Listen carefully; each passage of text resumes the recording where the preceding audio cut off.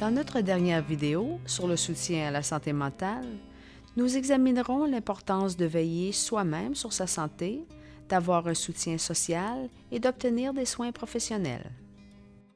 Dans notre vidéo d'introduction, nous avons parlé de l'importance de la santé mentale et du fait que beaucoup d'entre nous n'allons pas chercher l'aide dont nous avons besoin. La bonne nouvelle est qu'il y a des choses que nous pouvons faire pour maintenir ou améliorer notre santé mentale. Quand nous traversons des moments difficiles, nous oublions souvent de prendre soin de notre corps. Une grande partie des pratiques d'autogestion consiste à acquérir de saines habitudes de vie, comme bien manger et boire de l'eau, faire de l'activité physique et dormir suffisamment. L'autogestion inclut également la recherche de moyens pour se détendre. Vous pouvez, par exemple, écouter de la musique, sortir, laisser de côté les appareils technologiques et faire des exercices de respiration profonde. Ce qui est important, c'est de savoir ce qui fonctionne pour vous. En plus de prendre soin de notre corps, nous devons trouver des façons saines de nous parler à nous-mêmes. Un message personnel que vous vous répéterez tout au long de la journée pourra vous aider à rester calme, sûr de vous et concentré. On entend par soutien social le fait d'avoir des amis, une famille, une personne qu'on estime ou des personnes à la communauté vers qui se tourner dans les moments difficiles ou en cas de crise.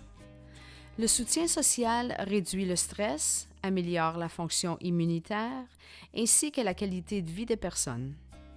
Prenez quelques instants pour vous demander qui vous appelleriez lorsque vous éprouvez des difficultés au travail ou pour discuter d'un sujet personnel. Beaucoup de gens arrivent à traverser la vie et à résoudre les problèmes au jour le jour grâce à l'autogestion et au soutien social. Toutefois, quand les obstacles nous paraissent insurmontables, une aide professionnelle est parfois nécessaire. Si vous vous sentez dépassé, parlez à votre médecin de votre santé mentale.